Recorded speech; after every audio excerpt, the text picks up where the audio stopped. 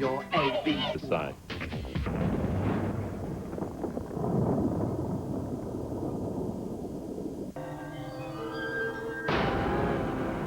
This is Smiley on History Television.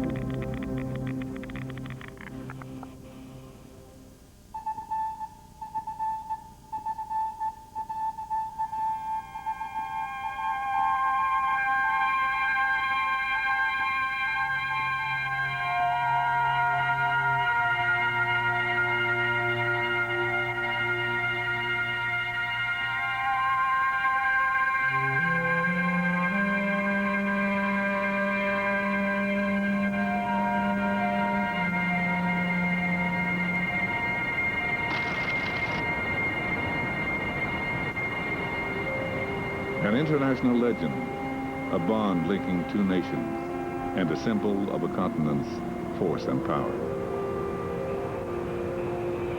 What follows is a story of that power unleashed, an unknown story of a most covert collaboration between Britain, America, and Canada. It's a story that cannot be found in any history books, or even on the graves of the men and women who gave their lives for its cause. Not far from these falls lay one of the most formidable secrets of the Second World War. Crucial to defeating the greatest evil ever to threaten the Western world. It would change forever the way we fight wars. It is a place you've never heard of. It is a story you'll never forget.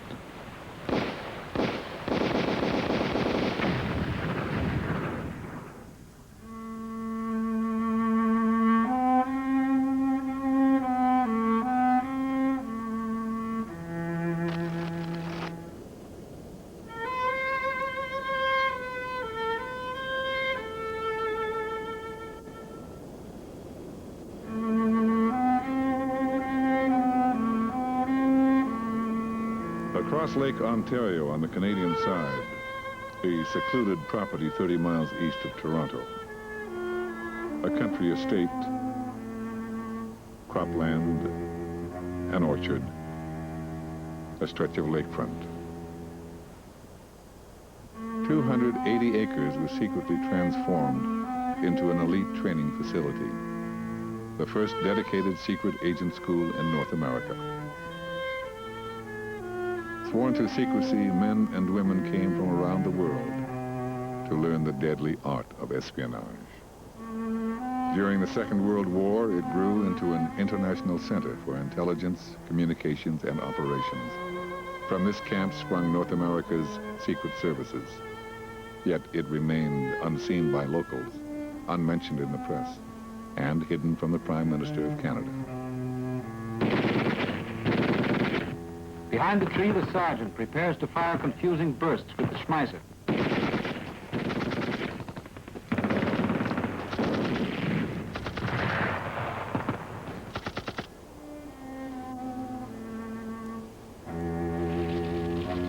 The Canadian government destroyed Camp X, leaving no trace of those desperate and inventive times.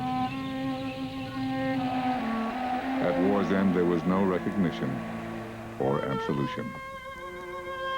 Nothing remains but a small monument erected in 1984 at the insistence of Camp X veterans. One of the outstanding characteristics of this story is how well it's been covered and protected. And that is to say, the intelligence communities of the world, I think, really respect the ability of the Canadians to be silent. Veterans who are still reluctant to speak know only their part of a complex story. You carried out your own activities and you kept quiet about everything. All of the people involved had to sign on the Official Secrets Act, the British version, and the Canadian. You was sort of taught to kind of mind your own business and... To mind her own business and keep her mouth shut? and we'd probably live. Very much segregated in what you were doing, and you mustn't ask questions and you mustn't ask names. My second name, Davis, never came up at any time.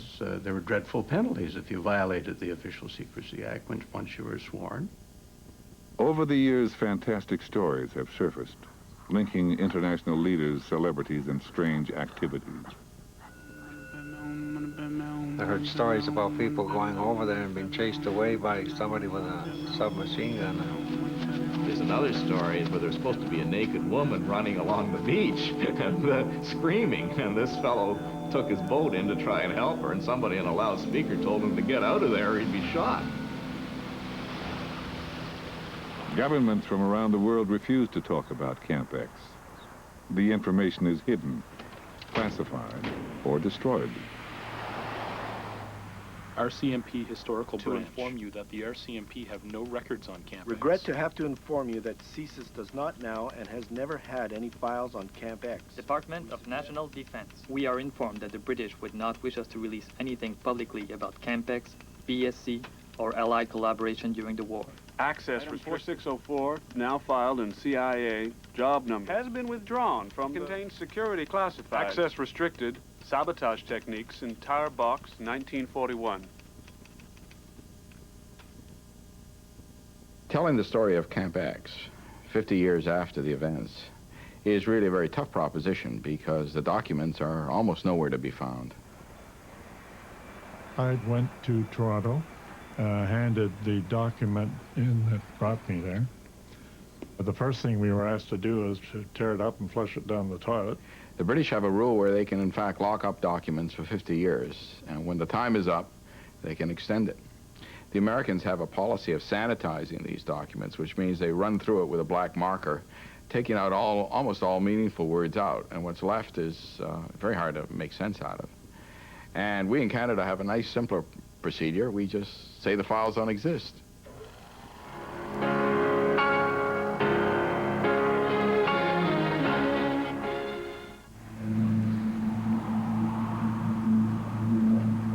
My first time at Camp X was in 1941, and I'd been sent there by Desmond Morton for special training.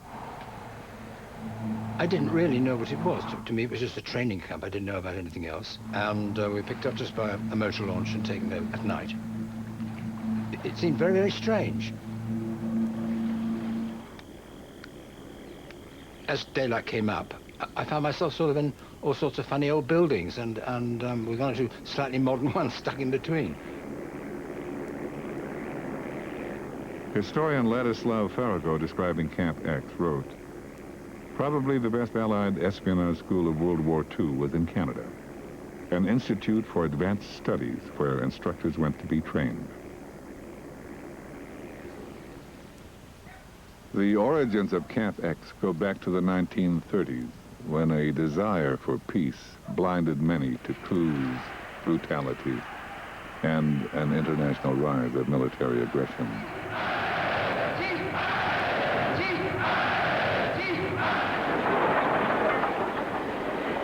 And you can't understand the story of Camp X unless you remember the background, that Germany and its partners challenged every value of Western liberal democracies.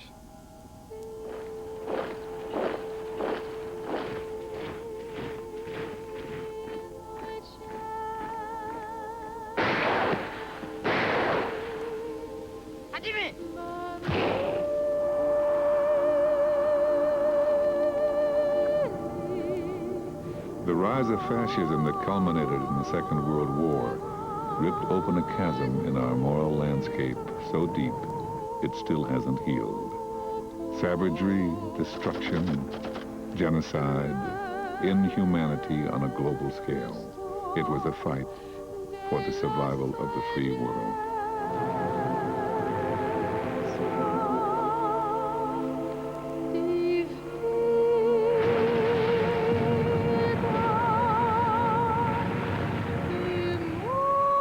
Democracies collapsed as Nazi Germany overran the continent of Europe and marched toward world domination. This Second World War brought new forms of combat. It was an international mechanized war, making communication and information the key to victory. Long supply lines elevated sabotage into a major strategy of war.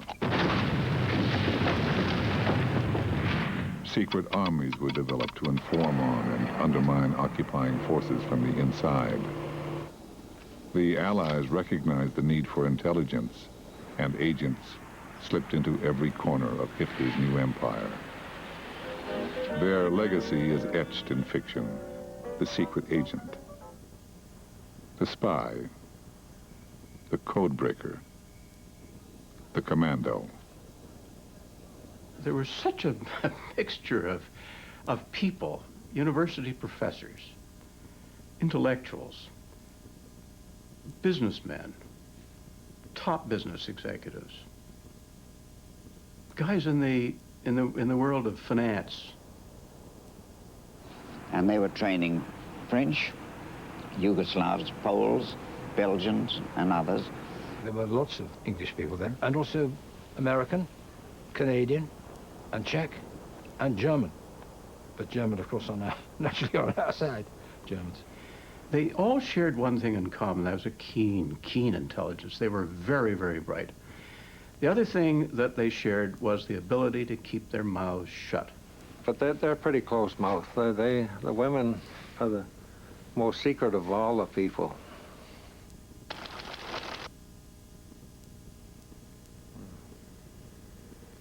A lot of people went through some pretty harrowing experiences, and that stayed on their mind all their life. The agents came from all walks of life, the best and the brightest, all recruited for particular skills. Nobody volunteered, you were chosen. Some older, some very young. That first time with Iroquois Indians was unarmed combat, silent killing to a scale far higher than we were doing it in England. Really, really marvelous. Secretly, hundreds, if not thousands, of men and women were transformed into radio operators, instructors, saboteurs, and spies, threatening every graduate anonymous death or worse, brutal torture.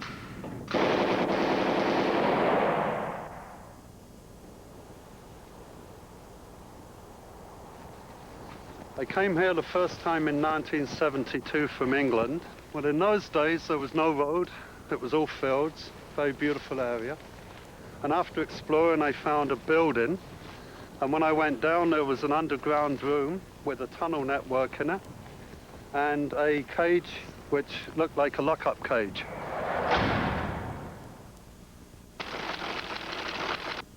My first time at Campex, I was just sent for by whoever it was and saying, we got a job for you.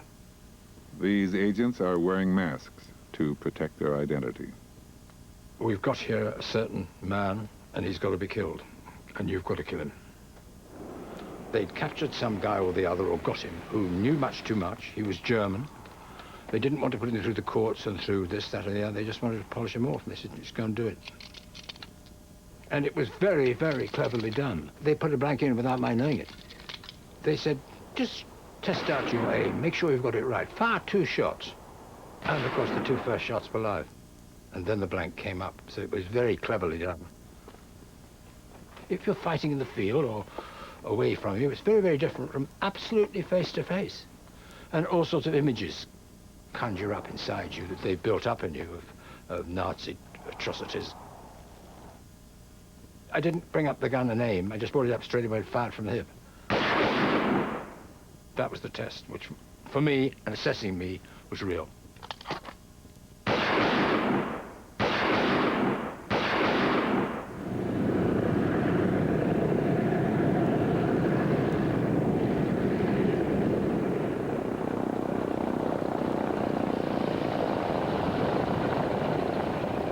At the nearby Oshawa Airport, in a rough metal hut, is a private aviation museum.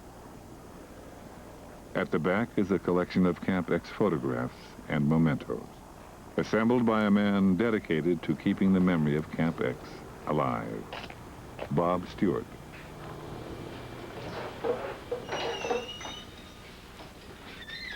I think history is an essential thing it's a good measure to see how far we have gone ahead. There's a faction, I think, that are trying to discredit the things that went on with Camp X. We don't have enough pride in Canada. By mid-1940, Japan occupied half of China. Italy had conquered Ethiopia and wanted to control North Africa. Germany occupied most of Europe. America was still neutral. In the view of many, Britain and the Commonwealth stood on the edge of defeat. I learned this because I was in the Navy at the time, where there was doubt that the Germans could be held at bay.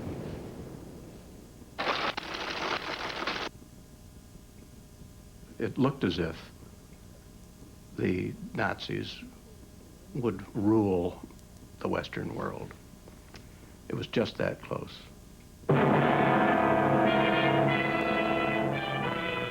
Germany may have had more intelligence agents before the war than we had at the peak of the war because they were ready.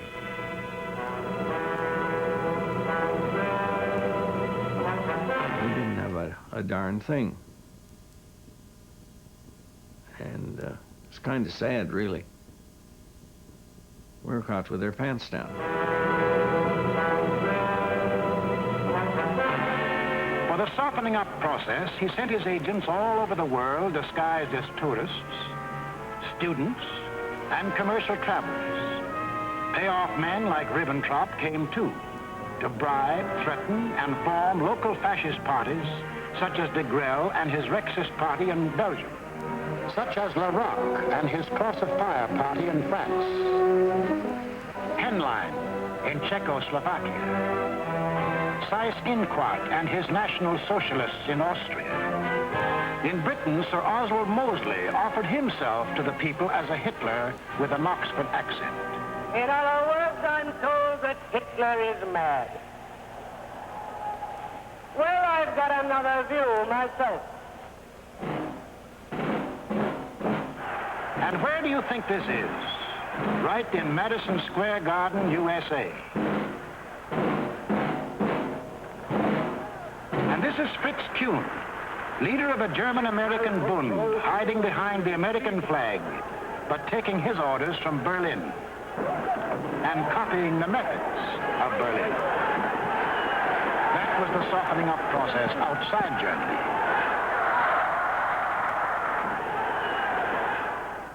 Dänemark, Niederlande, Belgien, Großbritannien, Irland, Frankreich, Portugal, Spanien, die Schweiz, Liechtenstein, Luxemburg, Polen, Ungarn, Rumänien, Jugoslawien, Russland, Bulgarien, Türkei, Iran, Arabien, Syrien, Palästina, Ägypten.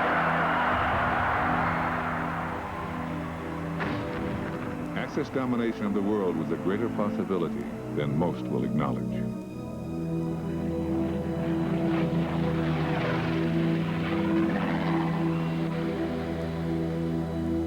In Britain, royalists, Nazi sympathizers, and communist spies mingled together, mixing lines of allegiance that wove truth into a carpet of deceit that remains knotted to this day.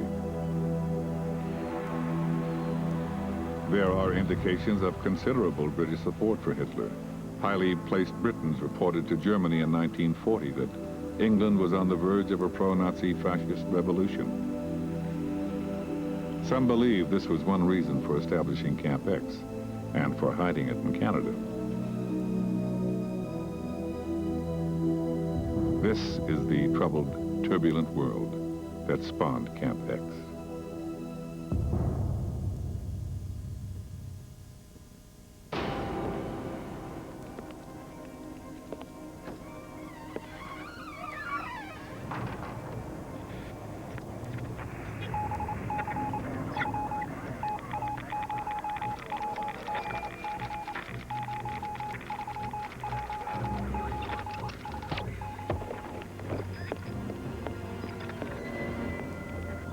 Spy Week continues tomorrow at 9 on History Television. Winter Inn. If there was one man who was the key to putting together Camp X, it is the unique Canadian immortalized in film as the man called Intrepid, William Stevenson. He is a mythical epic character, hugely successful, yet still a mystery and a source of controversy.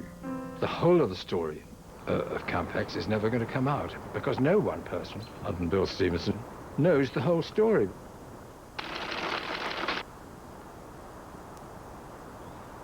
We all only have our parts. To the best of my knowledge, William had his finger on just about everything. And I think he was the only person that did.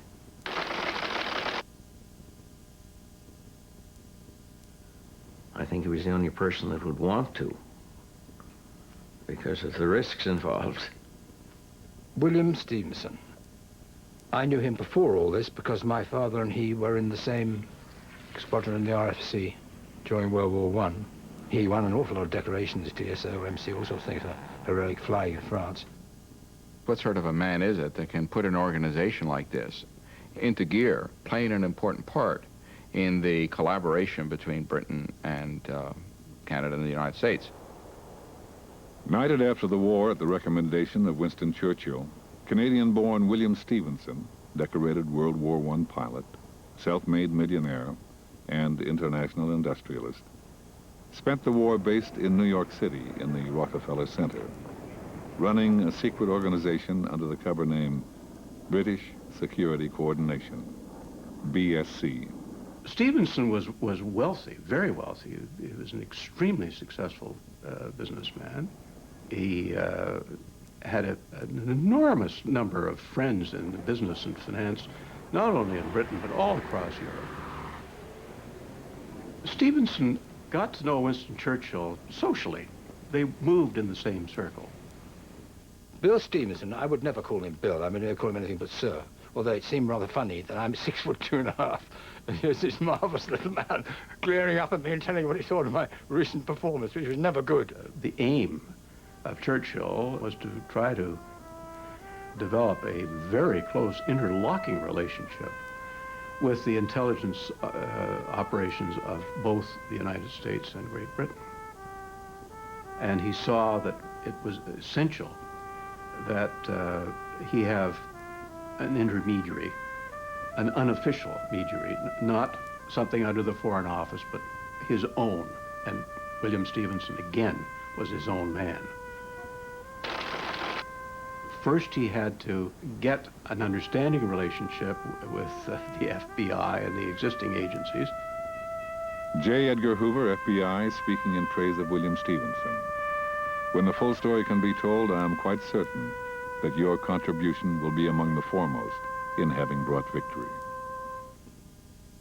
William Stevenson was engaged in secret work against Hitler for years before the war. In this unknown interview, Rhodes Scholar, linguist, and head of operations for British Security Coordination, Dick Ellis, speaks of Stevenson's secret work. It was only after Stevenson's return to London, after his contact with Hoover, whom he induced to re-establish this relationship with the security authorities in England. He did that on the clear understanding that it was to be kept very secret. And although the president knew about it and approved of it, it was not known to the departments in Washington. And immediately this link was established, a flow of information began to go in both directions. And when Stevenson returned to London, he was asked if he would go back to America and act as the link between the two organizations. There are a few photos of William Stevenson, and this is the only known interview filmed in 1973. I was sent as a personal representative of Winston Churchill, an old friend, and to cover the whole of the Western Hemisphere. General Colin Gubbins, wartime head of SOE, the premier British sabotage unit, talked of Stevenson and his power. He was a magnificent chap in every way. He was actually our supreme authority in SOE for the whole of the Western Hemisphere, which covered Canada and the two Americas, USA and South America. The start of Camp X's story, as we know it, it's with William Stevenson and BSC organization working for Winston Churchill. Why it was called British Security Coordination was because the whole purpose was to gather together all the people of influence or potential ability to influence American opinion in favor of helping the British government and the British cause, the wartime cause. Much of America was strongly isolationist and wanted no part of what they thought was a European conflict. If war breaks out in Europe, I think that this country should heed the advice of its first president and avoid all foreign entanglement. Let Europe fight their own battles. They mean nothing to us. Well, not for me. This time America should keep out, and I know I will. Stevenson brought together some of the most powerful men in the Western world, as well as gathering support from some of the most popular figures in America. And they included people, well-known actors, such as Douglas Fairbanks Jr., and David Niven, John Gielgud, all sorts of people. And they also had columnists from the press. Among them, the national syndicated Drew Pearson and Walter Winchell. Both powerful columnists regularly published BSC pro-Allied propaganda. Stevenson's greatest ally in America was General Bill Donovan. After the war, he presented Stevenson with the Presidential Medal for Merit. Stevenson was the first non-American to receive this honor. Stevenson knew Donovan. He knew him quite well. And it was through Donovan that he was able to meet people in high places in Washington. General Donovan, decorated World War I infantryman, winner of the Congressional Medal of Honor, brilliant lawyer, confidant of President Roosevelt, wartime head of the OSS, precursor to the CIA, was closely involved with BSC and Camp X. Mr. Bill Donovan, and he was called Wild Bill, and he looked wild at some time, and apparently he had quite a reputation for being very macho, and he would come in and out of the office quite frequently. Donovan, he used to come and see Sir William. He used to come in very frequently because that was the beginning of the origins of the Office of Strategic Services, later to be the CIA. Bill Stevenson taught us all we ever knew about foreign intelligence. Bill Donovan, OSS. Naval intelligence and author of the James Bond books, Ian Fleming. From his mechanized eyrie in Rockefeller Center, one of my heroes, Sir William Stevenson, known as Little Bill, became one of the great secret agents of the last war.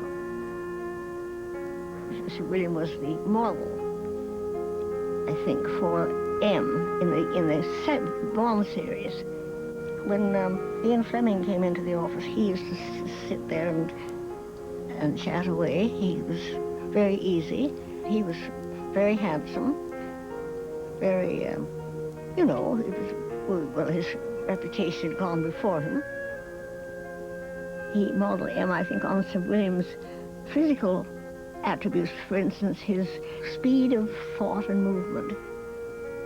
My boss, my godfather with Desmond Morton, in peacetime in 38, 37, Sir William Stevenson and Donovan and Desmond Morton, who was Churchill's chief of staff on intelligence, and Churchill himself got together, the main recommendation coming from William Stevenson, and they thought this would be a perfect place at Oshawa in Lake Ontario in Canada to set up a very top-line training place for agents, secret agents, killing, silent movement, everything like that.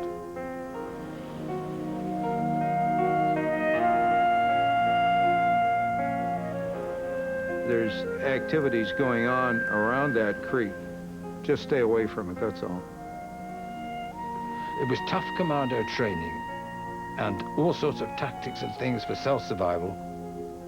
The question of being able to resist torture, to do this, to do that. On more than one occasion, somebody held onto the stick of dynamite too long. Yeah, there was commando training in the place continuously.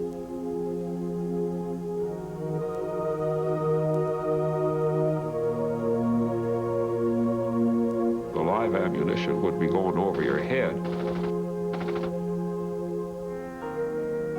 I remember where you couldn't go. I remember the buildings that had all these secret things in them. A man will talk more in bed. Some of the female agents in Europe had to use that tactic. All aspects of an agent was taught at Camp X. Back up! Get your own sandwich. And back up! Just wait. For 2 years, Britain and the Commonwealth fought without the United States in the war. Winston Churchill gave Stevenson a most critical role, convincing America to join the war.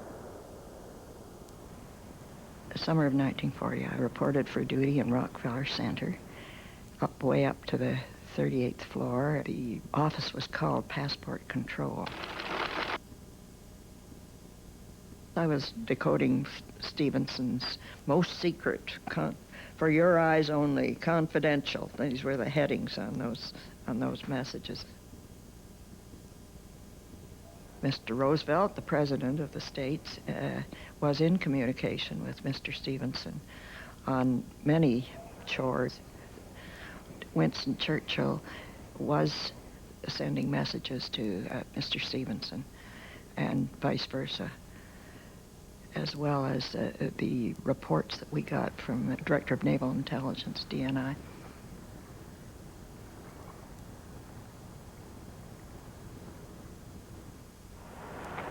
I served in Naval Intelligence as personal assistant to the director. I went to Washington in plain clothes before America came into the war. Probably the principal reason for the establishment of Camp X. We will establish in Canada, right next to your border, we can't do it in the United States, but we'll put it down in Canada, where we will train your people for you. We can create the beginnings of your own secret intelligence service, because the Americans at that time had a motley collection of agencies all over the place and not doing their job very well. There was a secret service, but it was uniquely to guard the person of the president and other important chaps in the States. They had no secret intelligence service, whatever. I think the Americans didn't have the craft of knowing how to do a secret operation. Americans are open people. They're not people who are used to the secret way the British operate. They wanted it in Canada. They wanted it to be in a location on a large body of water, because some of the training operations had to do, obviously, with work in the water and close to the border. They needed to have a property which could be kept secret. One of the men William Stevenson picked to set up Camp X was a friend and fellow World War I pilot, Tommy Drewbrook. Tommy Drewbrook was my uncle. He was probably one of my heroes. He was involved in all kinds of aspects of the project Camp X.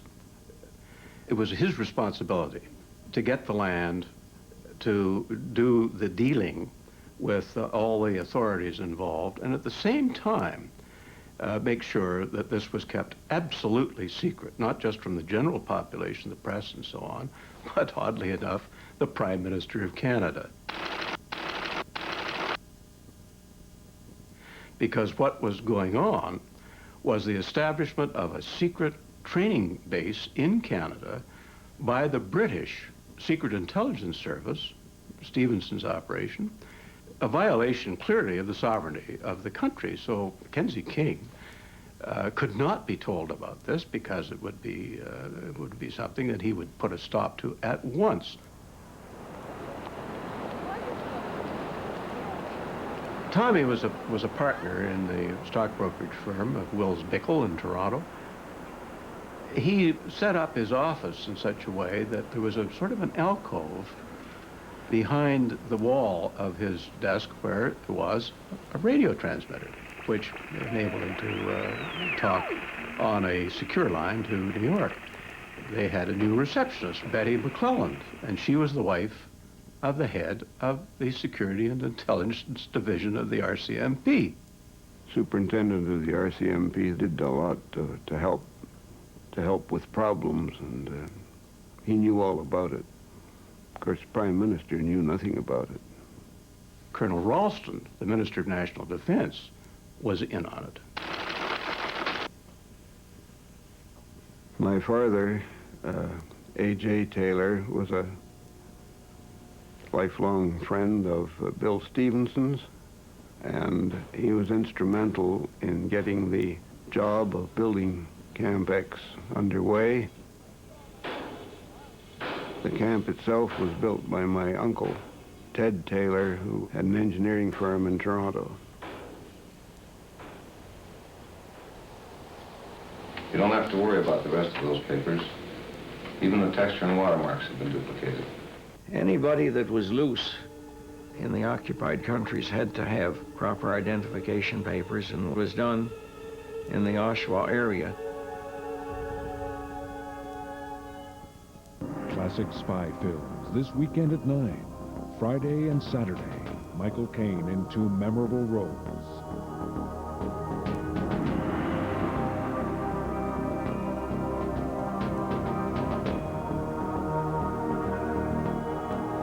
Assassins, smugglers, and double agents, all part of the Spy Week double bill. Funeral in Berlin, Friday at 9, and The Eagle Has Landed, Saturday at 9, on History on Film. It seems that the first rule of business today is to be an e-business. The second rule is to work with a company who pioneered the direct way of using the internet as a business tool. Dell built their business around this direct model, which made them a forerunner in e-business. They provided the equipment we needed to use the internet to establish one-to-one relationships with our customers. With Dell's help, we're breaking down the walls between our ideas and reality. Be direct. Dell. Dell workstations use Intel Pentium 3 processors. When you get heartburn caused by acid reflux, it's like hot splashes scorching up your chest and throat. Before you see a doctor, try non-prescription Gaviscon. Gaviscon tablets feel different. They become smooth and creamy on the way down. Then Gaviscon forms a soothing, protective barrier that helps keep acid down. Fast relief so you can get back to sleep. So write it down. Get Gaviscon, non-prescription relief from acid reflux. There's a revolution turning the vacuum cleaner world around. Cyclone power. But not all cyclones are created equal. Presenting the Phantom Cyclone XT. It's different. It's better. The people who brought cyclone power to the world take it to the extreme. Extreme cleaning power. The thing eats up everything. Only the power of 2 cyclones gives you a Phantom Cyclone XT. Extreme versatility. I've never used a vacuum that does what the Phantom does. The exclusive squeeze-and-go cleaning wand is all-reaching. It's all-surface with all the tools you need. A state-of-the-art HEPA filter and no bags. Everyone can try to copy it, but the Phantom's got them licked. You wouldn't believe it unless you tried it yourself. Call for a free video of the Phantom Cyclone XT vacuum. Cyclone power to the extreme. From the people who brought cyclone power to the world. Call now. My dad's just moved in with us. He's quite a character. Very disciplined, very organized. And that's going to be difficult with 2 very active little boys. I know his appearance is very important to him. He keeps those shirts of his spotless. I don't want them to end up dingy when they get thrown in the wash with the kids' dirty stuff. Tide's Clean Rinse formula helps prevent dirt in the wash water from redepositing on clothes, so your whites come out clean and bright. I think they're going to learn a lot from each other. Izzy, this cold. I'm so stuffed up. Feels like I'm underwater, too. The sneezing and coughing can last all night. This cold is keeping me up. I want NyQuil for relief so I can rest. Because I have plans in the morning. What? I can't say. With NyQuil, he gets relief, so he'll sleep and wake up feeling better. Don't look. NyQuil, the nighttime sniffling, sneezing, coughing, aching, stuffing, and fever so you can rest and feel better the next morning medicine. History Television presents the first television series about the Vietnam War.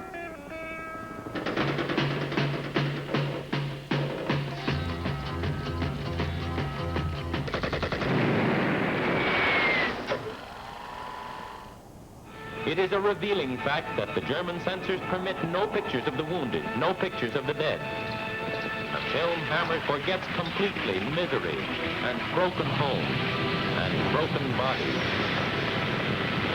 One of the vital dimensions of warfare is psychological.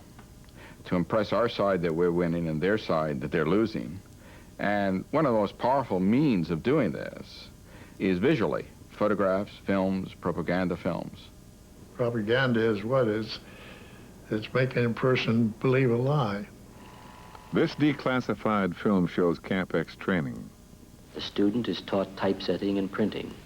These men become extremely adept at composing propaganda leaflets that command attention for their seemingly honest, clear, and persuasive reasoning. 12% of all prisoners and deserters told the Army interrogators that they surrendered because of the leaflets. One famous Camp X graduate who learned this propaganda training was David Ogilvy. After the war, he became immensely successful in advertising, running one of the world's largest advertising agencies, Ogilvy and Mather. I know there was training films made.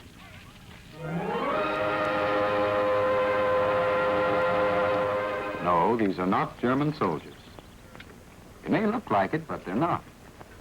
They had just about every kind of uniform that you wanted, and they would dress various people up in these uniforms and take photos and act various things. And they had the most goriest kind of scars that they would put on people, or what would look like open wounds. I guess similar to what they do in, you know, regular movies and so on. But yeah, they had quite a setup there for doing that, and they were quite clever at it. Joe Blanchett, he would make a terrifying enemy if they had the right makeup on him. Yeah, they would say, give you a horrendous look, like you'd torn your whole arm open and there was blood running and stuff running in every which way direction, or a big cut in the body or a wound. As well as posing for propaganda films as dead and wounded Germans, Camp X agents would perform mock assaults using German uniforms, weapons, and tactics.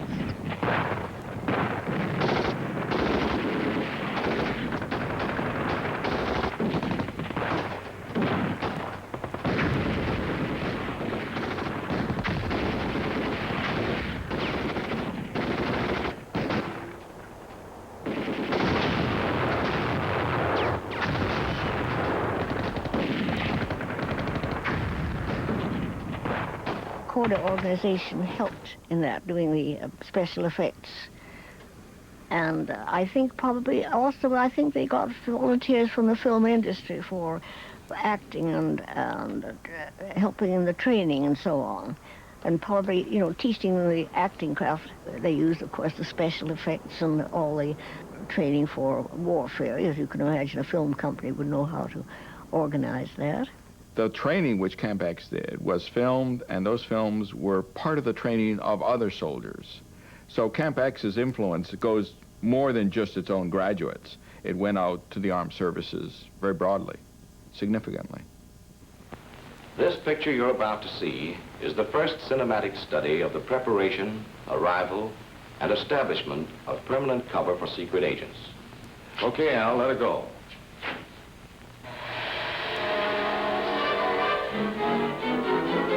This is an undercover agent. At least the popular conception of how such a fellow looks and behaves.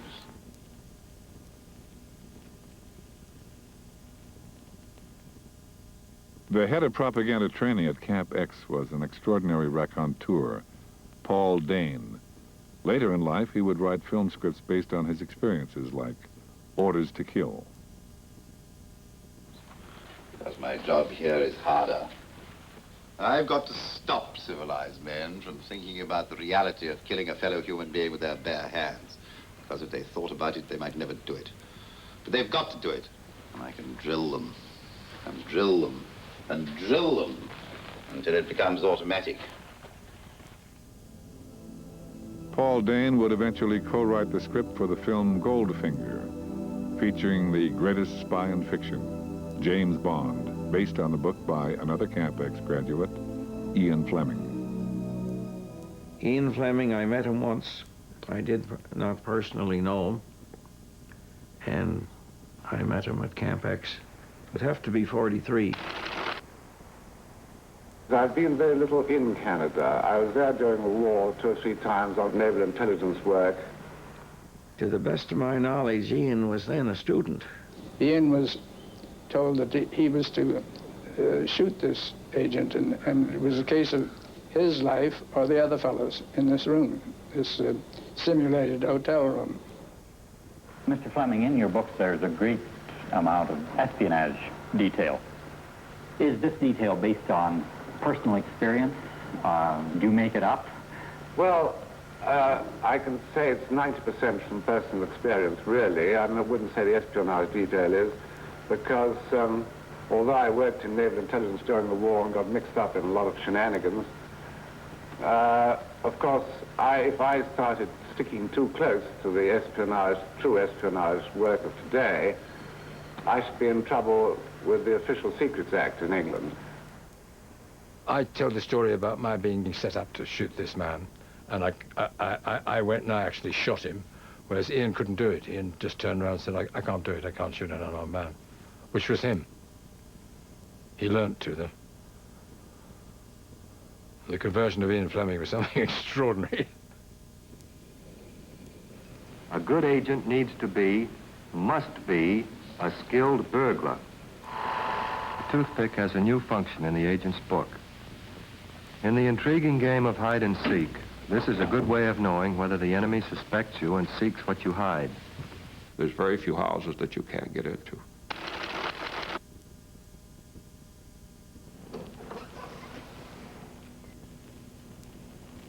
And the interesting thing is that a lot of this stuff was trained by people who are expert housebreakers. We would have to go to house so-and-so, and you had to go in there and steal something without being detected. The variety of training you got was quite extraordinary, but from another point, the thing that was way up, I've got to go on about these Iroquois Indians. They were so good at these certain things, far better than any of us could ever be.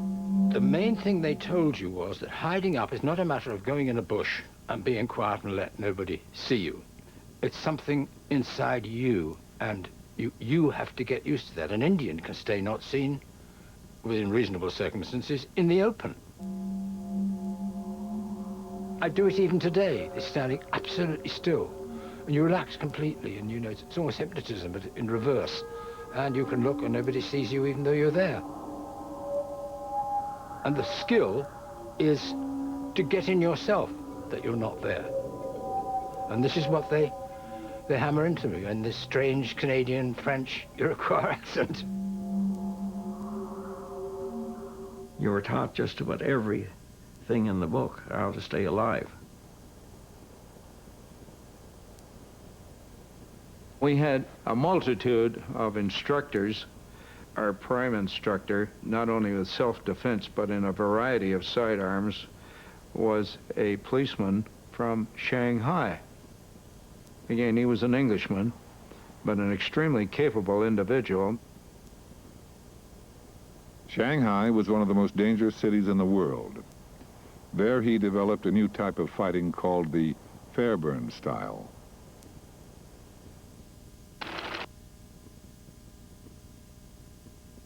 This double-edged knife invented by Fairburn, and he taught us how to use it. You hold a double-edged knife in your hand. You can cut with it that way, or up, or down. Because it was sharp, like a razor, you wouldn't want to use it on anyone any more than you had to, because they still would make a gurgling noise that would set off something. So there were other methods for killing people.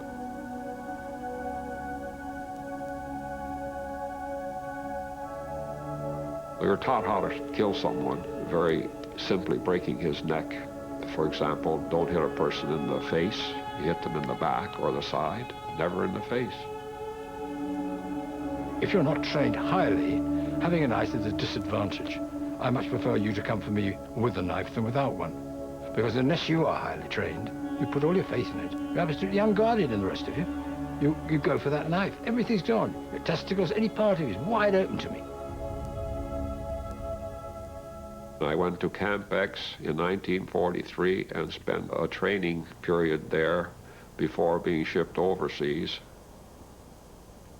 Nevem Jozef Gelé, in English, Joseph Galani. I parachuted into Yugoslavia, into one of Tito's camps. And the basic idea was survival. Survival behind enemy lines.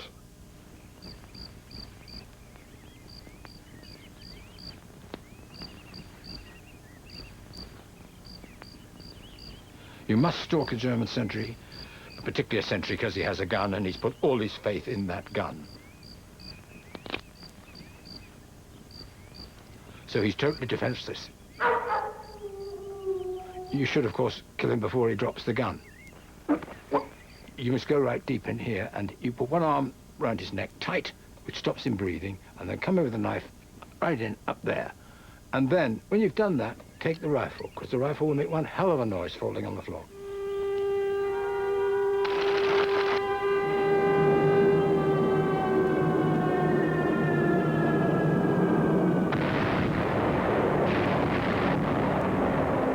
That since the unprovoked and dastardly attack by Japan, a state of war has existed between the United States and the Japanese Empire.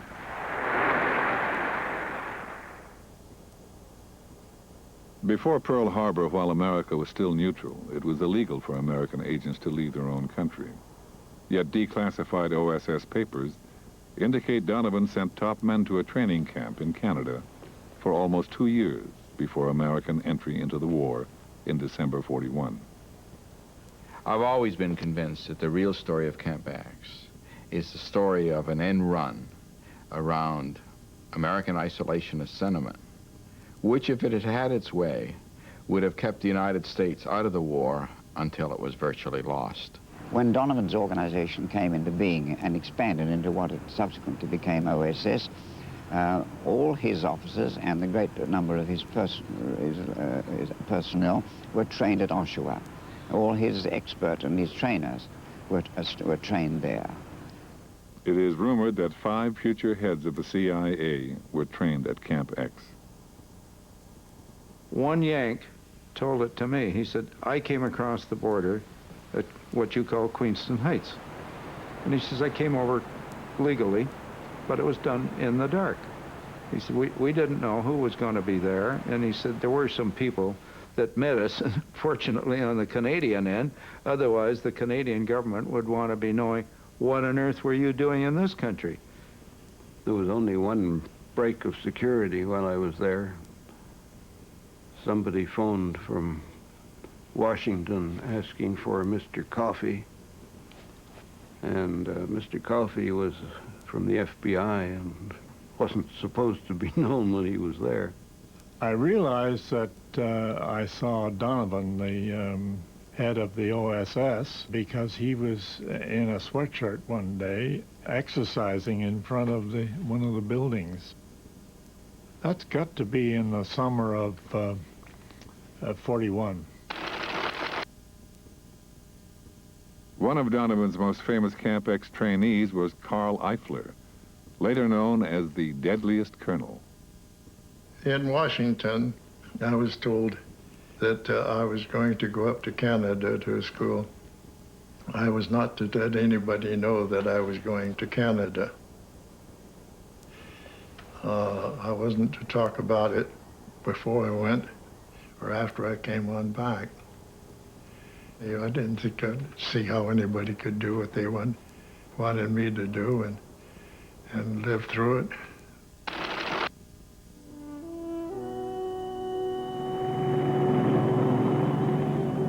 Carl Eifler was told to pick top men for a sabotage unit. They were all trained at Camp X and sent into the pestilent and treacherous jungles of Burma. OSS OSS headquarters in this area is located... So I was given activities, I was given actually about a quarter of the world, although the main activity that they wanted was activity in China. Stilwell gave us a mission to get into Burma behind the Japanese lines and disrupt communications. Given 90 days to strike, Colonel Eifler set up 26 camps, training and mobilizing local tribes against the Japanese. Carl Eifler is one of America's most highly decorated soldiers. His Detachment 101 was the first American unit behind enemy lines in World War II. Eifler and his original team played an enormous role, not just in the fighting they did, but in organizing 10,000 Keshans to fight the Japanese. This helped keep China in the war. Eifler remembers Stevenson speaking to his group on their arrival at Camp X. Gentlemen, boom.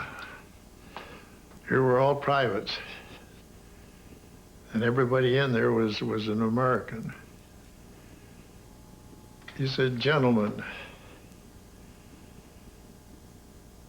the Allies might lose this war if you are ordered by your president or your king to lay down your arms. You will disregard that order. You will go underground and you will continue to fight until democracy is reestablished in this world. And I took that very seriously. So to me, as I built the 101, there was always just one thing in mind. The important thing was win. Whatever you do, win.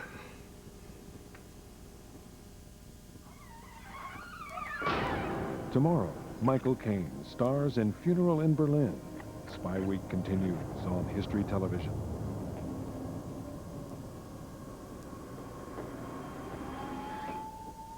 Of the top 4 oil companies in Canada, only one, the one you're looking at now, has its world headquarters here. Those windows on the right, that's the research department, where they develop super clean winter gas, a special dual protection formula that helps prevent fuel line freezing and that cleans as you drive. So, how did they come up with the idea? Let's just say it came to them while they were staring out the window. Super clean winter gas, only from Petro-Canada. You have to live here to get it. Lindsay never cleans her shower, yet it's always clean with new formula Tilex Fresh Shower. Look at the difference. Soap scum builds up if you don't use Tilex Fresh Shower. Try Tilex Fresh Shower brand. The difference is clear.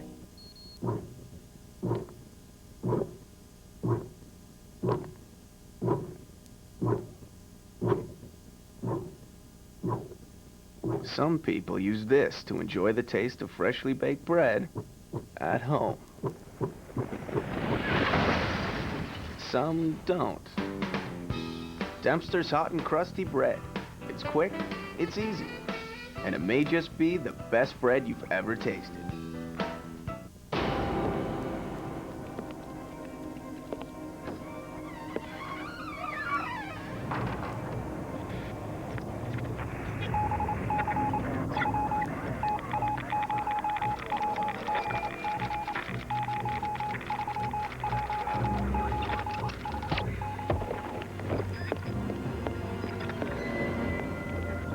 Spy Week continues tomorrow at 9 on History Television. When is it time to help your bones stay healthy and strong? At my age? When is it time to add a calcium supplement to your diet? At my age? When is it time to consider Caltrate Plus D? At my age? Studies show that the average diet doesn't provide enough calcium. So no matter what your age, when your diet doesn't provide enough calcium, it's time to consider Caltrate Plus D. To help maintain healthy and strong bones. Caltrate. It's never too early or too late. Isn't it nice when relationships just click? Sometimes it's just a matter of time. Hey, you're home. I missed you. You know, we really should spend more time together. If only we had the most online from Sprint Canada, we'd have unlimited time together. We'd even get free internet call waiting, so we'd always know who's calling while we're online. And you know what that means. No more interruptions. The Most Online. It's easy unlimited access for as low as $20.95 a month that comes with terrific new features like shopping, 411 online, and even a personal calendar. We could use that calendar to plan our time together. And free internet call waiting until April 3rd. What do you say we order in tonight? For the Most Online, call 1-888-518-EASY and get online in minutes. You feel a connection here? I feel a connection. And who says love isn't easy? Winter air makes it worse. So can blow drying. That's scalp stress itch. And Scalpicin helps stop it. Clean, unscented, medicated to help stop scalp stress itch. Every time. Scalpicin helps stop scalp stress itch. Classic spy films this weekend at 9. Friday and Saturday. Michael Caine in 2 memorable roles.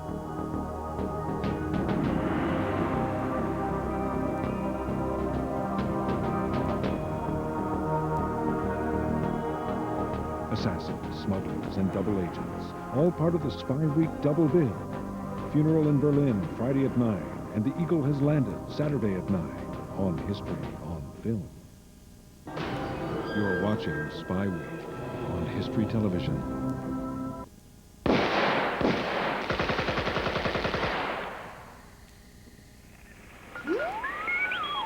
Because of the critical importance of communications and code breaking, Camp X recruited Canadian electronics geniuses and top amateur radio operators.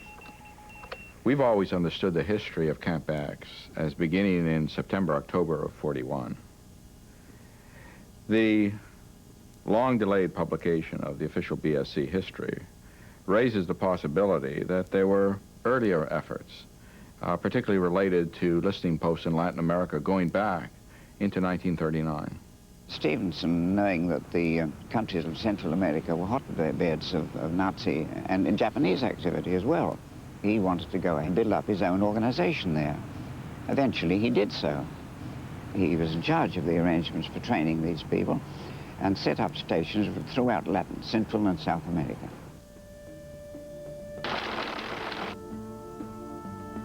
I'm one of a very small group of people who was asked to go out and participate and set up Camp X. After having graduated, I was sent to Latin America. We were all taught self-defense, how to look after ourselves in case we were attacked with firearms, in case we were attacked with knives, because there wasn't any organization that could look after me when I went to Latin America. Jack Bassel was 18 years old when he finished training at Camp X and was sent to South America in the fall of 1939. I was met at the airport by British people. You have a certain job to do. Now your cover when you're down here is going to be that you're a special representative of the British Broadcasting Corporation. You'll have a shortwave radio, and your job is to listen on the radio. At the beginning of the war, there was a tremendous fear that Axis agents and saboteurs and fifth columnists were penetrating the Western Hemisphere, particularly Latin America. And BSC, and to some degree Camp X, played a vital role in identifying and encountering that activity. I worked in Lima, and we were aware that the Graf Spee was doing an awful lot of naughty things. Since the declaration of war in September 1939, the German pocket battleship Graf Spee wreaked havoc on Allied shipping. Camp X agents were part of an international effort to pinpoint the Graf Spee, allowing the British Navy to trap it in Montevideo Harbor. When I got the order to move at all speed over to Montevideo, the Graf Spee had actually been scuttled.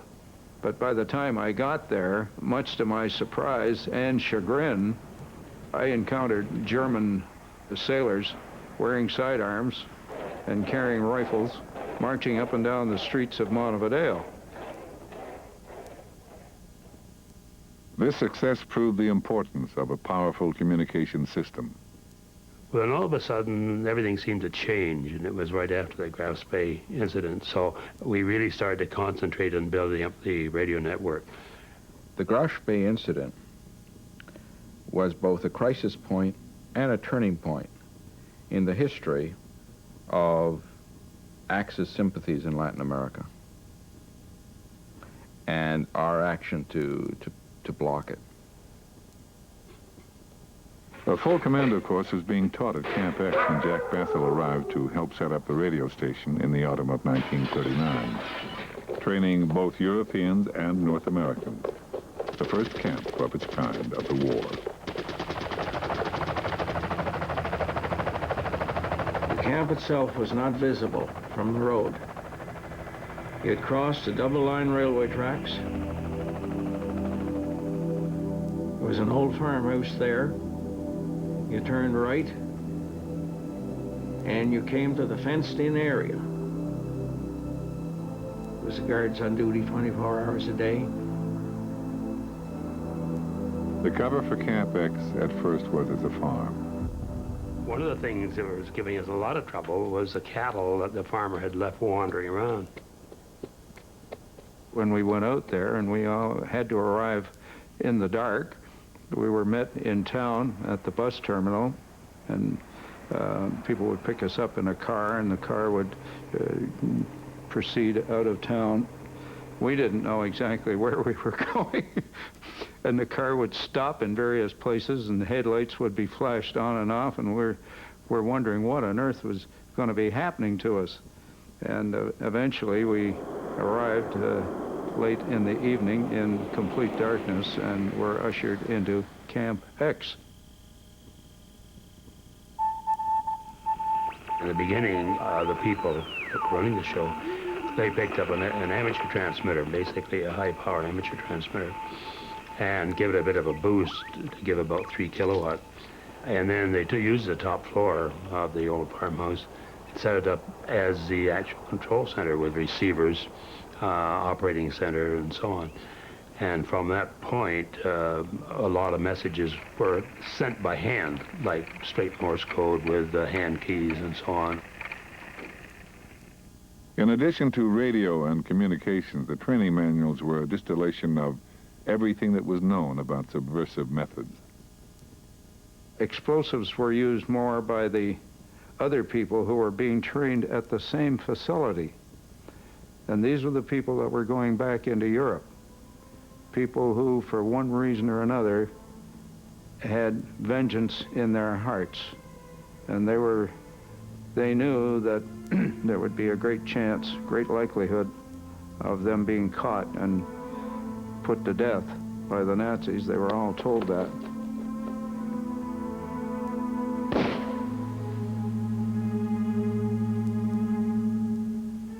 Miles from the nearest village and under constant guard by U.S. soldiers and Marines. This isolated, heavily wooded terrain offers an excellent proving ground for the student of guerrilla tactics. Soon after the Americans entered the war, Bill Donovan borrowed the Camp X training syllabus and some of its key instructors, including close combat instructor Major Fairburn, and set up a copy of Camp X. All the early instructors were trained at Camp X. They called it Area B. It is now called Camp David.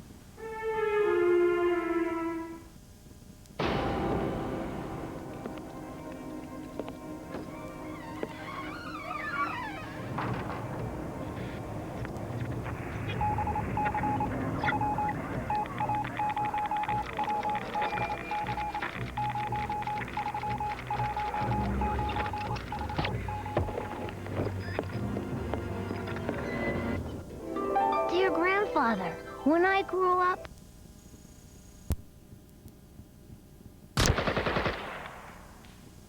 That close combat training, when I was first in camp in 1940, that was a rude shock to me. I'm just an ordinary civilian. The motto on the wall was kill or be killed. That was one. The other was know your enemy. And we were taught that the easiest way was to grab the fellow's hair, yank his head back, and cut his throat. That was it. And don't worry about it, because if you don't, he will. I came to the Camp X for training as an agent in the spring of 1940. I was told my cover story would be a school teacher and that I would be needed in South America. We trained in every kind of gun you ever saw. We learned that when you fire a Thompson machine gun on full fire, that the thing drifts upwards and away from you, you know. If you're going to aim at somebody, shoot to the left and below them, and it'll come up and cut them in half right nicely, you know.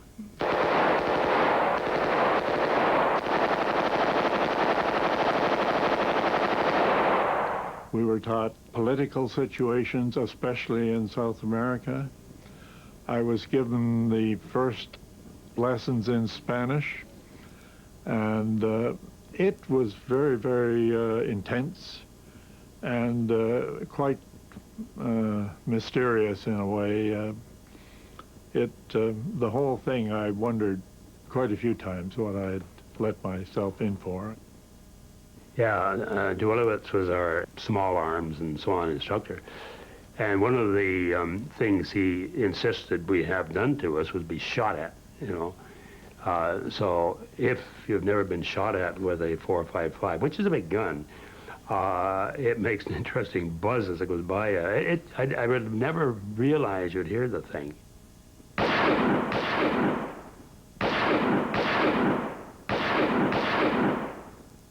But there's one hell of a bang, and then zzz, as it goes by, you know, it's really something. I don't know. I don't know I'd want to do it now, but I was stupid enough to stand there and be shot at that time. I was fortunate in my training. In fact, Duraleskow, seeing that he had a disabled person, he spent a lot of time with arms training with me and a lot of extra time with close combat, teaching me ways to overpower a person that were even dirtier than usual. We spent a lot of time on how to disarm a person. If he came up behind you and had a gun at your back, how do you disarm him? Probably 90% of the time you wouldn't even be hurt. I knew if I had half a chance that I could put my thumb in somebody's cheek and rip it open if I had to. And we're taught to use a .45, because if you hit a person with a .45 bullet, say you hit right here, it would spin you around. It was that powerful. This is a .45 caliber handgun. It's 7 + 1 rounds, and the .45 caliber was a big bullet and made a big hole, and they're very accurate, even up to 25 yards. So any man carrying one of these felt pretty confident that if he hit his target, it was going to go down.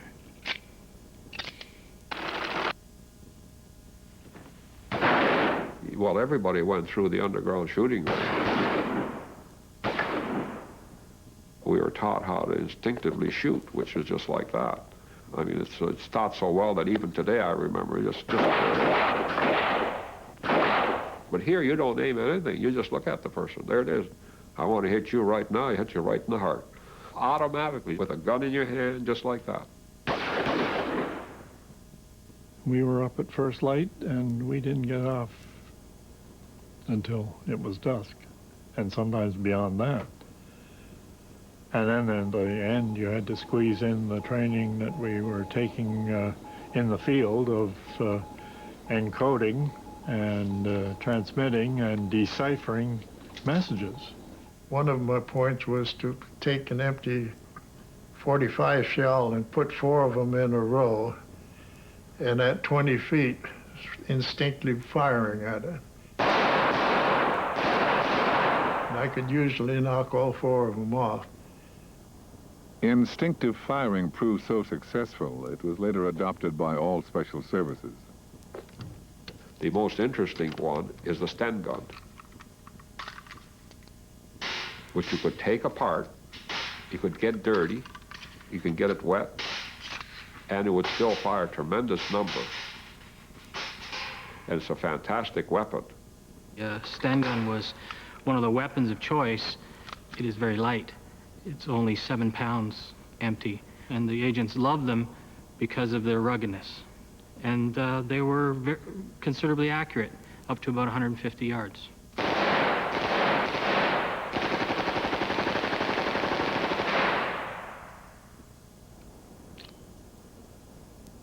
We start using real live hand grenades.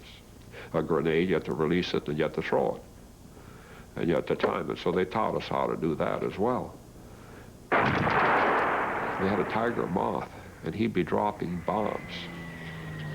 Now, he would drop some real bombs, but not close to us. Most of the bombs that he dropped were small sacks filled with flour. All right, here we go now. Now watch your stuff on these stairs. Look up to that corner. That's it. All right, up now. Easy does it. Down this passage now. What we had was blanks. You came into a room, and there were people sitting there, and you were expected to shoot them. Look around. There's one. You'd have to shoot maybe 3 or 4 because you had to save at least 1 or 2 bullets for what would happen when you went down into the underground to rescue the person that you were after. Down. When you do, get him.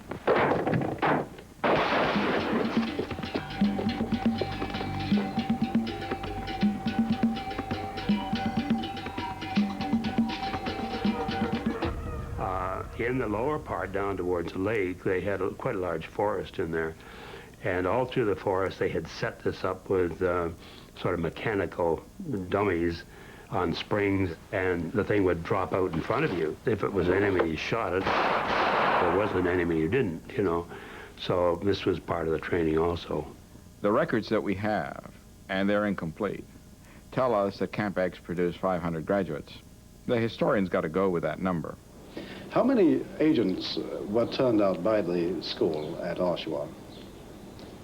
Altogether that could be called real agents in the sense that they were sent overseas and dropped into the occupied countries and so on by these awful machines that you and I were talking about, and in various other ways, little individual subs and so on, these one-man subs, that kind of thing. Between 1,800 and 2,000. Of course, people from the occupied countries in the resistance people used to come there for communications training, demolition training, all kinds of sabotage. Mostly Europeans. There was a new group coming in almost every week.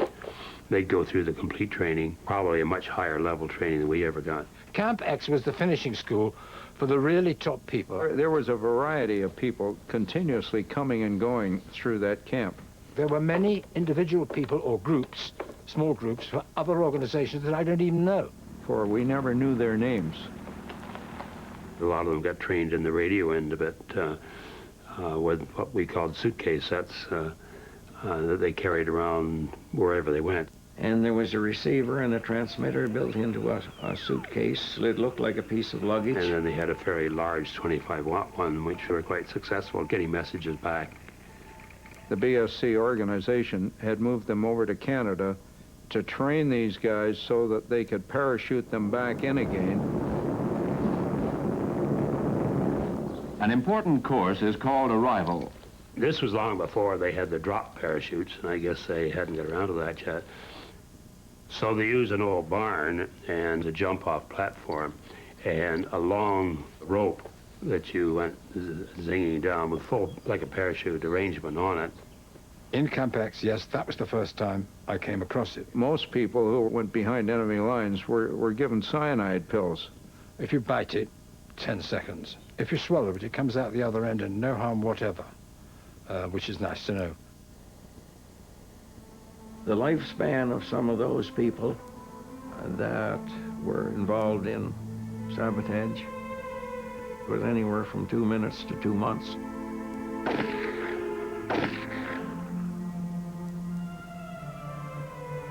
And these people got out by the skin of their teeth. They had nothing to lose. In plain English, they didn't give a damn.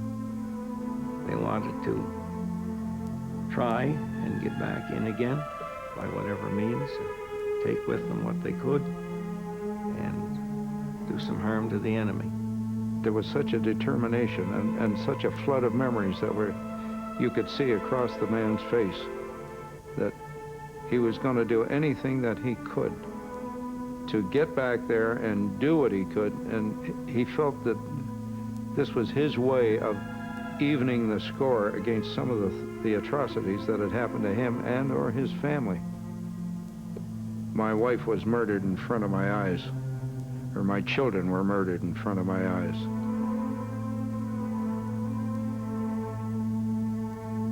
In occupied France, you had the Germans killing everybody, doing this, doing that. What does a family do? What does a brother do to a sister when they say, if you don't give this evidence against your sister, I'll kill your father and mother? Do you see my parallel? They too had to do these things. Were they going to collaborate with the Nazis? This, that is the most awful, awful. BSC realized they had to go and say to the guy, when you're going back, you're running a risk. You've already witnessed it. You've seen it happen to other members of your family, and you know what the Nazis will do to you if they ever catch you, which is why we're training you. Nevertheless, the people kept on saying, yes, I want to go. When can I go?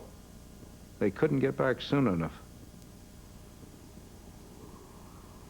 Generally speaking, we never saw or heard from any of them again.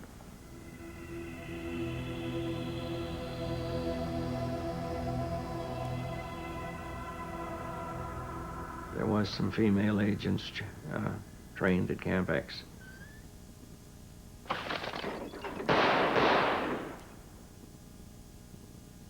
John Ainsworth remembers 2 female agents who trained at Camp X.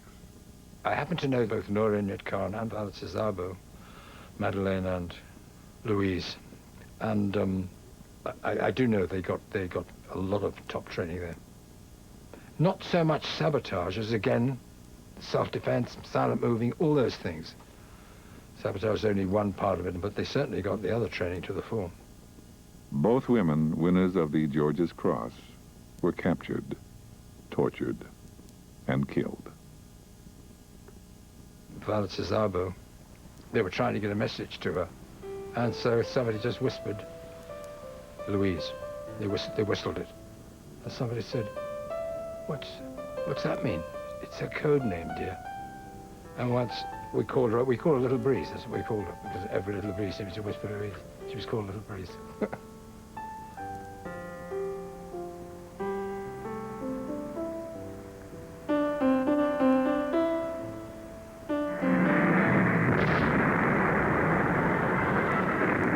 Plastic explosive, of course, had just come into being.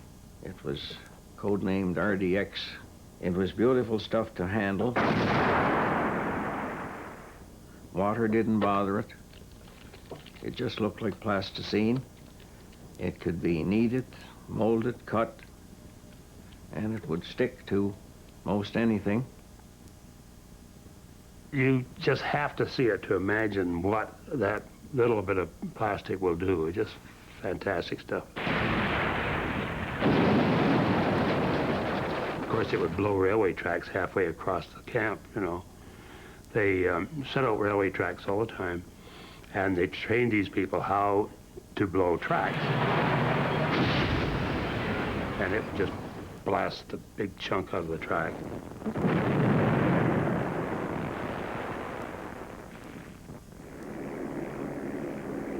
A lot of these people were going to be parachuted into their own country behind the lines, and to do any espionage work, they had to have some explosive with it, and they had to get it in without being noticed. So one day, they decided that they would see if it would melt and turn liquid. And they had a big shovel full of it in the bottom of the can, and they put it on the kitchen stove in the dining hall and watched it to see if it would melt. They didn't know whether it would blow or what it would do.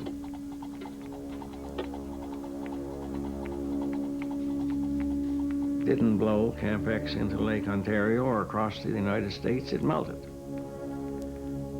So they were able to fill every type of container which would look natural for a person to carry. They filled toothpaste tubes, fountain pens, shaving lotion bottles, anything they could pour it into. When it back to room temperature again, it hardened.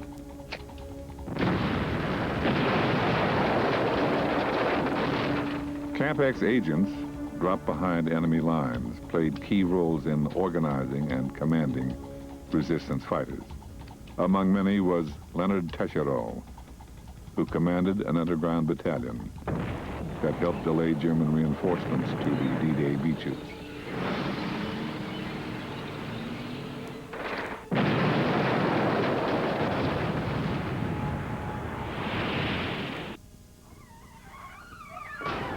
Tomorrow on History Television.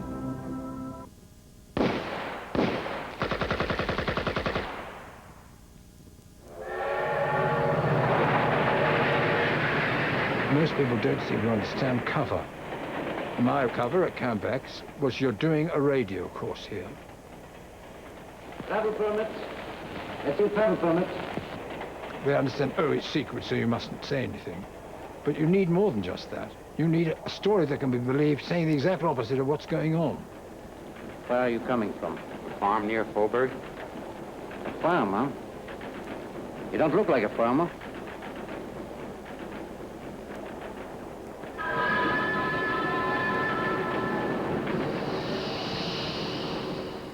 Most of the people thought it was a radio station with all the antennas and that around.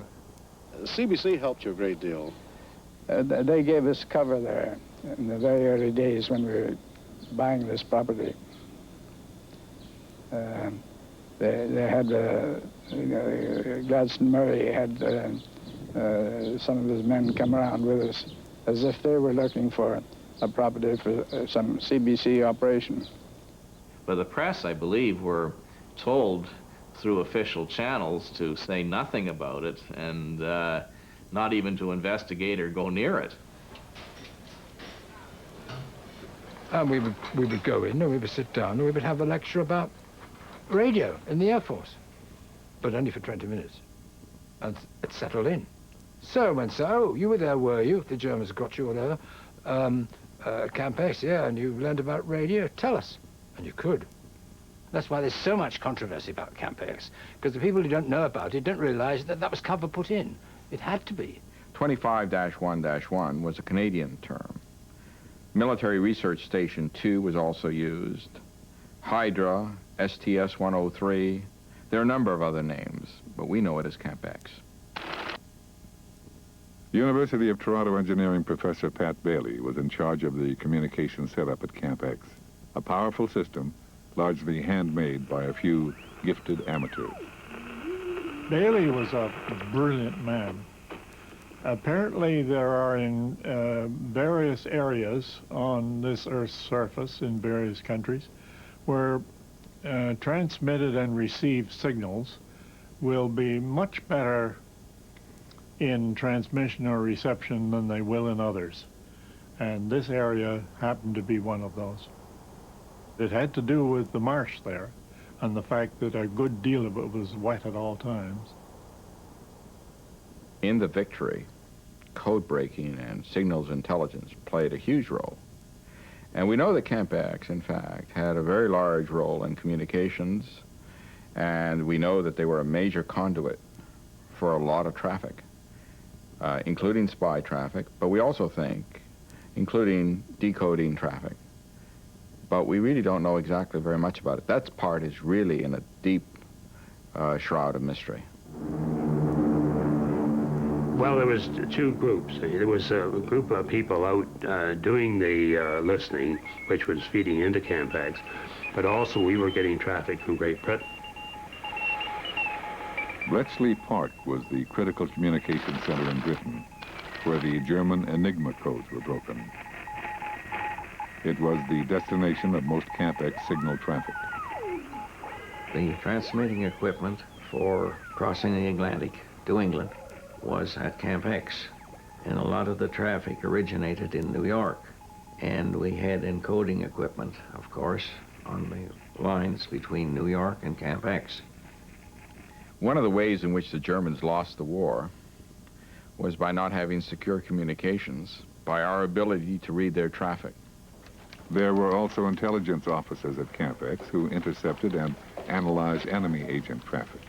There were breaking codes at Camp X. According to the official BSC history, with the help of Camp X, BSC was able to break the codes of 14 countries, both enemy and allied. Some of the greatest secrets of the war went through the Camp X radio control station, including the broken German Enigma code called Ultra. And perhaps the most controversial rumor that BSC knew about an imminent Japanese attack on Pearl Harbor.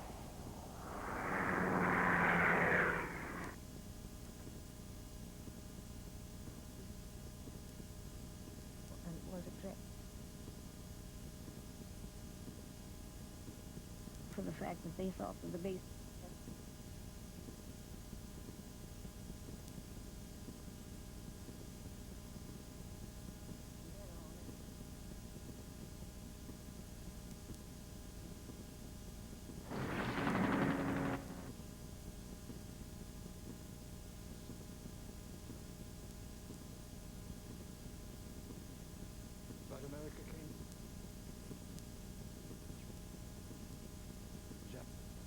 East. The 8th. And the king.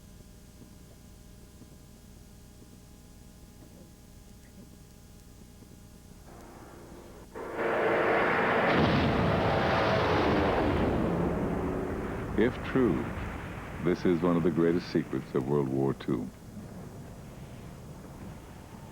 To secure Allied communications, electronics genius Pat Bailey developed a cipher machine that coded and decoded messages in seconds.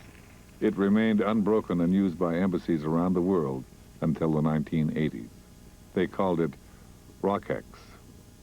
I know I was involved in building 6 after the first one was built.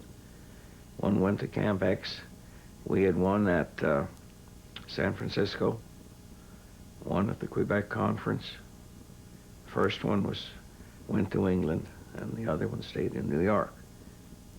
The ROCX was a type of computer, and to the best of my knowledge, it was the first ever.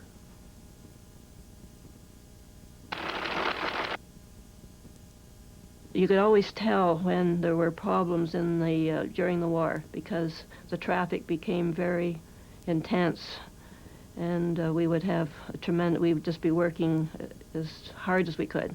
People did hand receiving, you know, and sending, but in our main transmitting room, we handled just incoming, outgoing, high-speed traffic, and we were running in the order of about 50,000 groups a day, which is, you know, pretty high. At the first, I worked on the teletype machine, and then went to the Klein-Smith, and then to the undulators, and we worked shifts. Everything's on schedule. We were informed that there were submarine activity in the St. Lawrence River, that possibly the DF antenna, we had one, and it was hooked to an HRO, that's a multi-band receiver, and we could try and find a signal. It was important. By that means, Bletchley Park, which was a receiving station in Great Britain, were able to identify German radio operators in submarines and trace their path and patterns. And later on, they developed that into a tremendous complex of information which allowed the aircraft and the ships to find them and sink them, thank God.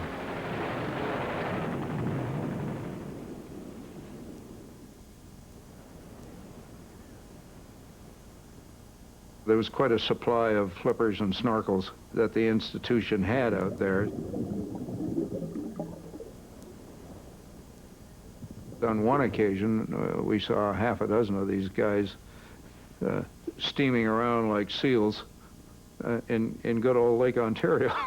And it was so cold. I mean, if you can survive Lake Ontario, and it comes to your ears, an Sladen shallow water diving suit, although tied up, it's not a helmet thing, it's a little thing round here. Well, it can't be absolutely waterproof. So that cold water is coming in. And your ears.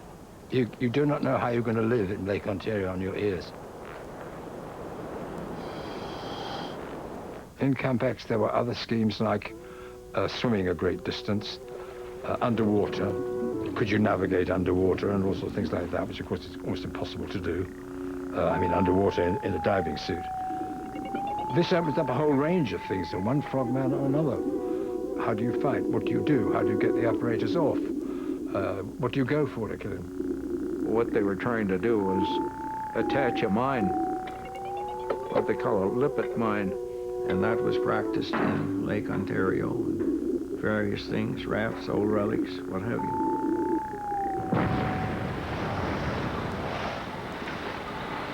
A good swimmer, underwater swimmer, could stick a bunch of this plastic on the hull of a ship. And they were experimenting with temperature detonators. And they would have to set them of a degree before they would trigger. And they'd put them on as early as possible after dark. And the water, in most places, would cool off a degree or two during the night, and sometime before daylight, this would go off and supposedly blow the hole in the bottom of a ship. And at one time, I know they blew the south side of the windows in the barracks. And that was pretty nearly a third of a mile away. Each pilot approached to within 50 to 60 yards of his target with only his eyes above water. At night, detection was almost impossible. Then he submerged and ran slowly and silently to his target. Yes, there were two chariots there, two human torpedoes. You sat astride it, and you detached the torpedo head and stuck it magnetically on the bottom. Detached the warhead and placed the charges firmly in position directly under the keel. And the guy would get out and try and attach this on the side of the thing and get away as fast as he could. I think some very surprised people would be told to don this Sladen shallow water diving suit and told to sit on this torpedo and go across Lake Ontario in the middle of the night. Unbelievable, but true. This craft is 12 feet 8 inches long, 27 inches wide, and weighs 650 pounds complete. Steers like a motorboat, and dives or rises by raising or lowering the stick. There were some American submersibles. One of the strangest pieces of equipment used at Camp X was this top-secret craft which was called Sleeping Beauty, and to this day is rarely mentioned. The training was worse than the actual thing, which is the whole point. Camp X covered all aspects, including interrogation. What can you stand? Whatever place.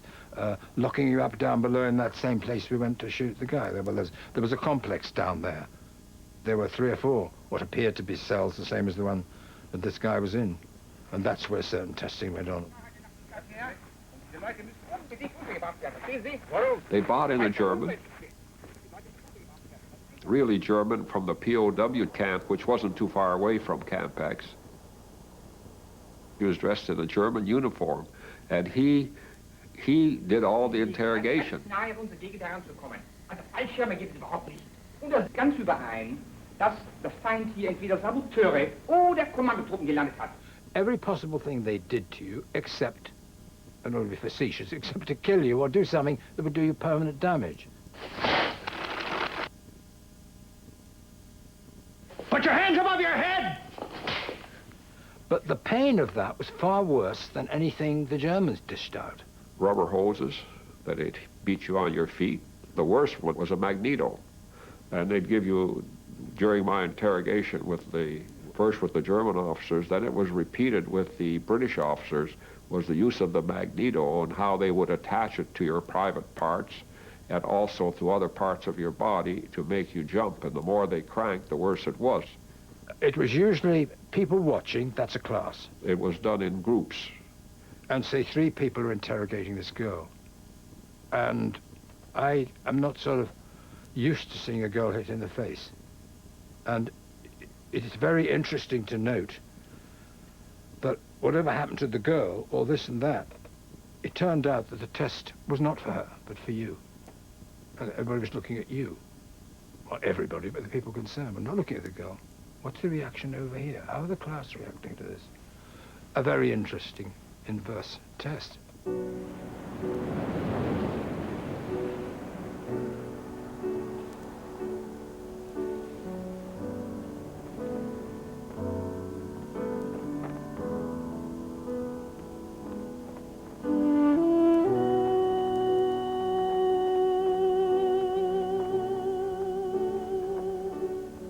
There were great feats of courage and daring that were performed by graduates of Camp X. But you have to remember that every single one of those graduates was prepared to put their life on the line and to take risks. And in a sense, our gratitude ought to go not only to the ones whose feats can be documented, but really to all of those who were willing to take on the risks and the hazards of this special sort of work.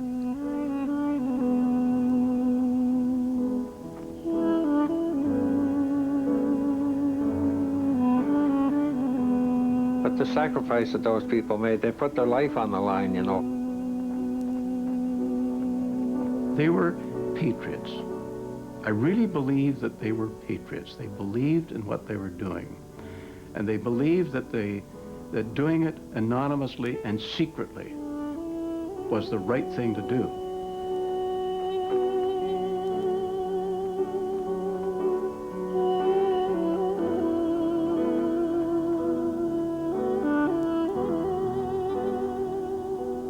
Well, Churchill says we'll never know where we're going if we don't save our past.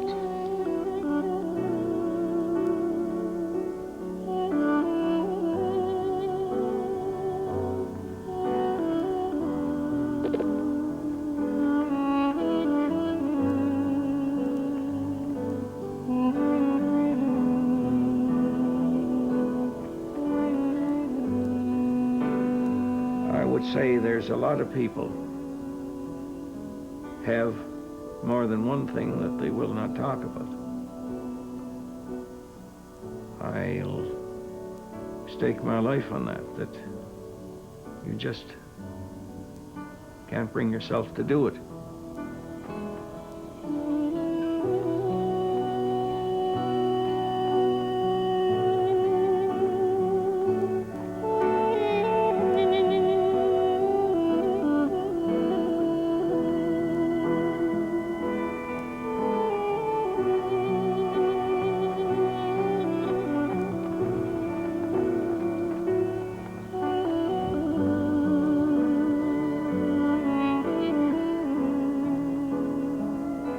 What if we forget the story of Camp X? Well, what we'll forget is the toughness of mind that is necessary to face a determined adversary. So we forget the story. One day we'll have to relearn it all over again, and the cost won't be a bit less.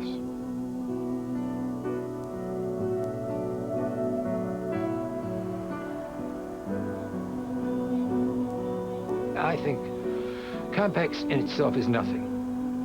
What is great is the people who were involved there. They all seemed to be absolutely unafraid. You didn't find anybody afraid. But maybe afterwards, somewhere in the night, you come across somebody. An extraordinary group of people. Camp X graduates were involved in planning, operations, or training in every aspect and theater of World War II.